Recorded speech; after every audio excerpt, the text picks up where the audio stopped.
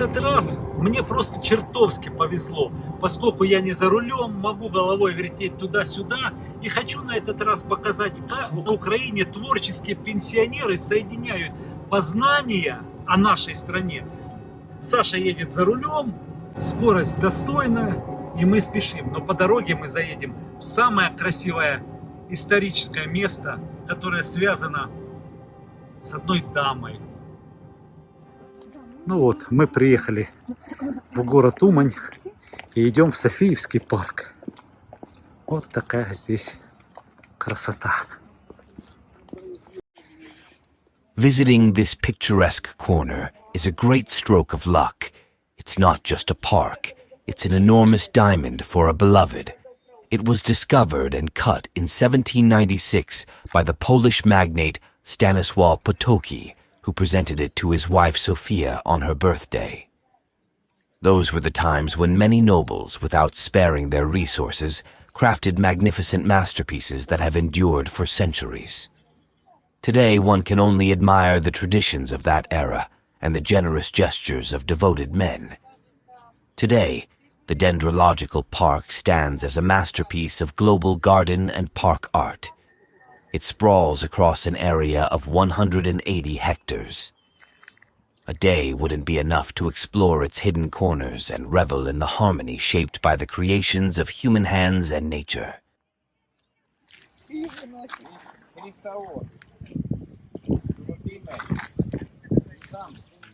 As I strolled along the central alley, I marveled at the miniature recreation of Switzerland. Overhanging cliffs above the stream, covered in exotic trees, gave the sensation of a distant mountain paradise. At the top of the Tarpeian Rock, a wooden gazebo perched majestically, resembling a crown on the head of a queen. How it remains there is truly astonishing. On both sides of the alley, with their crowns intertwined, grow exotic trees that are over 100 years old. From the heights of their interwoven canopies, the melodious trills of birds seeking refuge from the heat can be heard. Yet, as I approach the middle of the alley, the sound of rushing water infiltrates their song, as if a stream is murmuring ahead. And indeed, just a few more meters, and the sight of an antique splendor emerges, the source of the silver keys. It's the long-awaited gift on a hot day. The water is crystal clear, refreshing, spring-fed, instantly cooling. Turning my head from side to side, I didn't notice how I found myself in a square among souvenir vendors and artists. But it's not their creations that caught my eye. Ahead stood a massive pavilion with brilliantly white columns. This is the Flora Pavilion. I hurry to climb the granite steps, enter inside, and involuntarily pause. Before me unfolds a sinuous pond stretching into the distance, at the center of which a fountain of water shoots skyward to an immense height. To it I go. But which side is the best approach? I'll go in the direction of the sun, veering to the left, clockwise.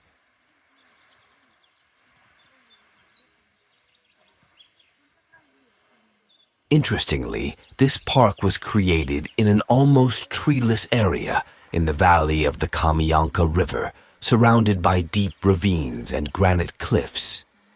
When designing the park, the architect skillfully utilized the terrain, allowing him to craft cascading lakes, waterfalls, channels, widen grottos, and lay numerous alleys and pathways. Along these pathways, architectural structures and sculptures, mostly from the ancient era, were placed. Today, replicas of those sculptures stand in their stead. All of this enchanting topography wouldn't appear as mesmerizing without the green plantings.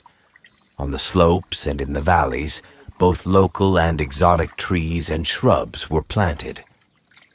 Currently, the park is home to over 3,000 taxa brought from all around the world.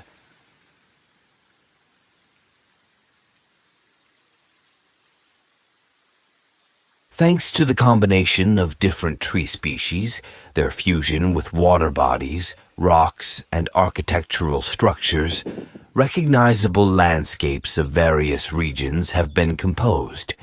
You can stroll through the English Park and cross the Kamyanka River via the Venetian Bridge. Walk along the Champs-Élysées and peer into the Mirror of Diana Grotto, then embark on an unforgettable boat journey through the underground realm of Hades, spanning over 200 meters. You can even take a carriage ride along the main alley.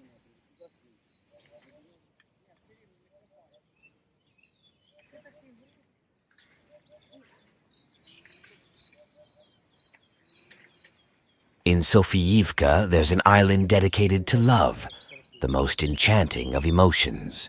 On this island stands the Pink Pavilion, built in the Renaissance style. According to superstition, a couple that visits this place will keep their love forever. However, I believe this to be untrue. Love is complex.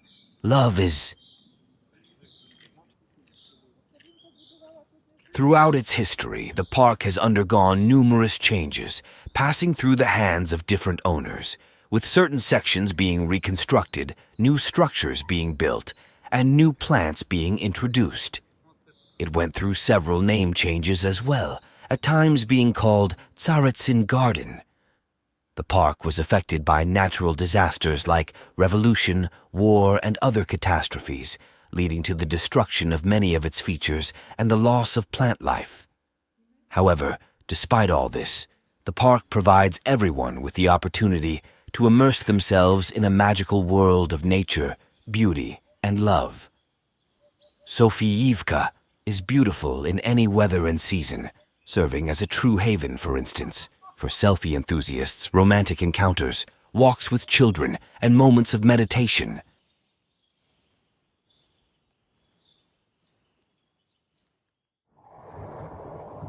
We spent 4 hours wandering through the park, and now we're hurrying on to new adventures and surprises, but this time beyond the Cherkasy region.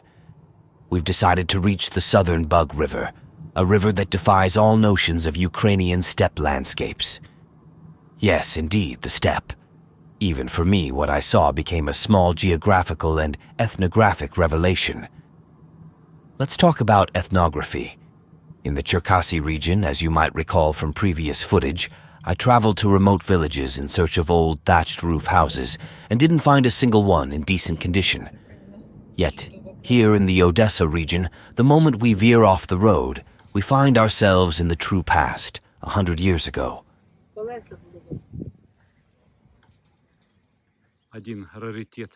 This is a true antique rarity.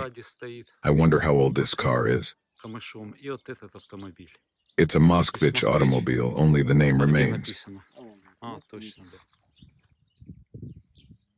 The ignition lock is there, and the control pedals, and the engine. And here's a surprise, a genuine relic. This is a very old house, its roof covered with thatch. People still live in it. The lock on the door is hanging, so no one is home. Let's move on.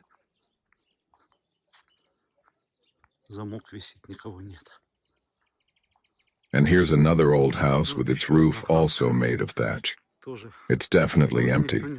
People have either passed away or left, abandoning the house. We continue our journey through the village, amazed by what we see. Here's another house with a thatched roof. It's locked, and it seems no one lives here either. The windows are still original, old. There are many such houses in the village. We're curious to get inside and see how life was arranged. We'll try. Let's go around the house from the other side. Maybe there's an entrance and we can go inside. The shrubbery has grown so dense it's impossible to pass through. It looks like we won't be able to reach the door. Fences are everywhere and the gate is closed. Shutters are on the windows. Let's go look for a house where there are people. Don't be surprised, it's not a museum exhibit or a facade for tourists. This is an ordinary residential mazanka under the reeds, and people live in it. My fascination with old houses led me here, and I was eager to step inside, to learn about the way of life, and to see if there are any similarities with the traditions of central Ukraine. Differences in the exterior design of the house are immediately apparent, but I'll talk about those differences later.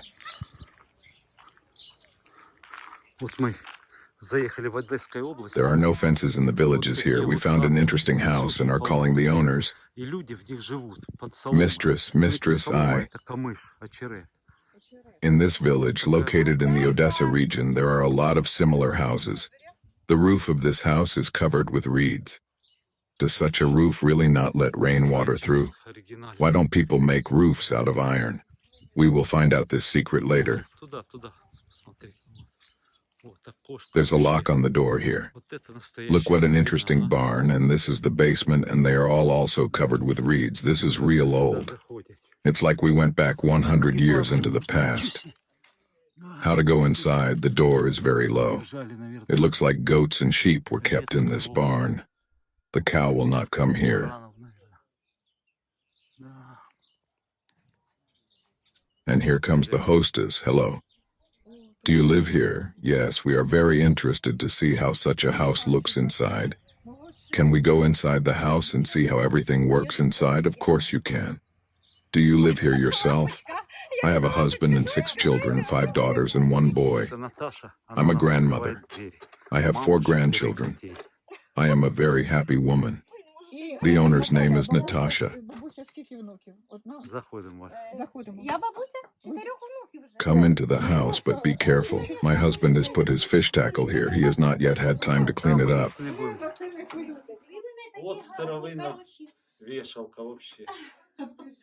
This is a living room. It's big. What an old table. He's just unique. And what a beautiful sideboard you have for dishes. He is very old. And what an old chest you have. Is it still from your grandmother? Yeah. It's full of old clothes inside. And this is a Soviet wardrobe. It is simple. My sister asked me not to throw away the old furniture. She will give it to the museum.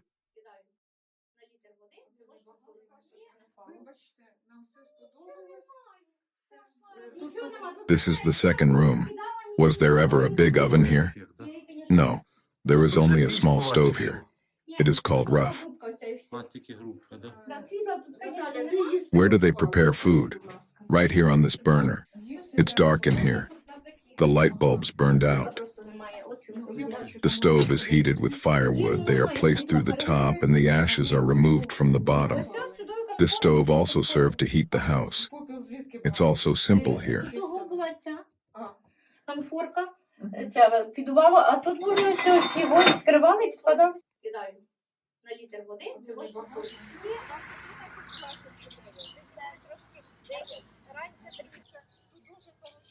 In some villages, enterprising villagers are trying to preserve the heritage by purchasing old cottages, restoring them, and making them available for tourists.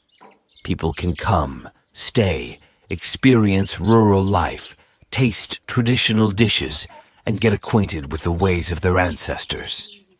This is a great initiative, as these old cottages will stand for a long time, serving as a memory for future generations. The old houses have been reconstructed and now tourists can stay in them.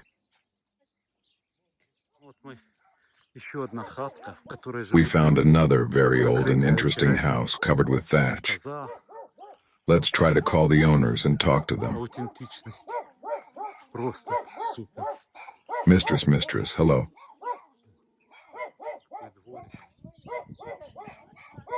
Mistress, hello. Hello, can we talk to you? And why is this cat rolling around on you? He really enjoys walking with me while sitting on my shoulder. Hello again. We're interested in old houses. We'd like to learn the history of such houses and meet the owners. What's your name, Nina Petrovna? How old are you? 81 years old. How old is your house? I don't know. Who lived here before? I don't know that either. I moved here from Kazakhstan. My son bought this house.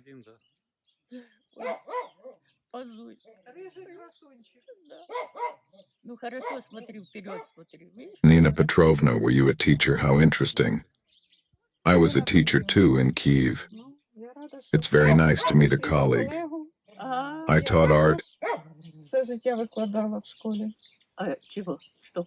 Я працювала в Київському ліцеї, викладала образотворче мистецтво.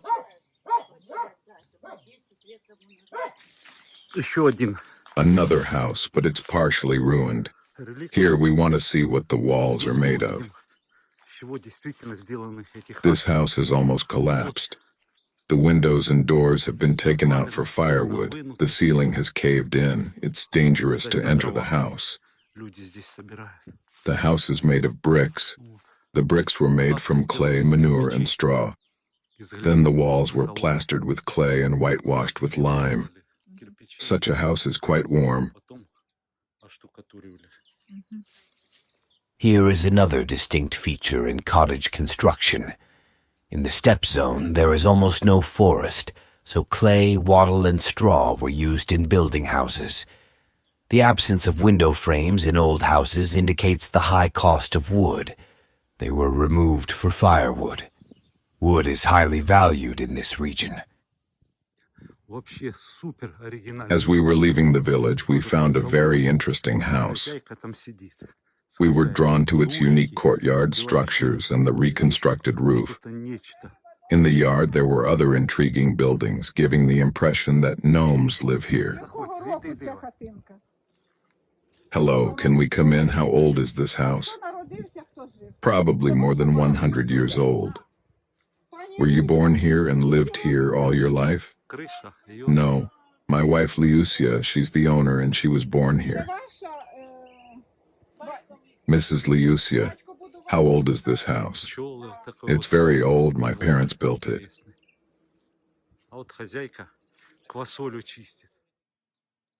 The roof at the very top is covered with iron. Some houses have their roofs repaired, adding a metal ridge. Interesting courtyard. Lilies, apple trees, intriguing sheds.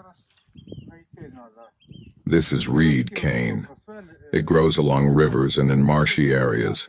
It used to be abundant and strong. In our childhood, we made fishing rods from it and went fishing. Now it has become thin and fragile. Pests eat it, creating small holes and causing the cane to break. It can still be used for roofing.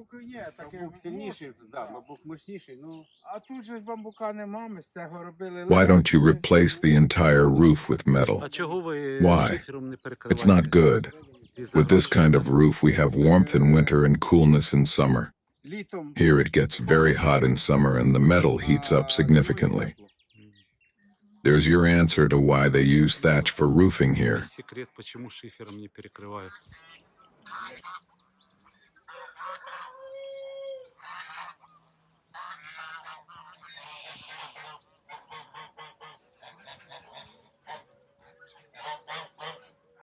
These are roofing materials in preparation. The thatch needs to be dried.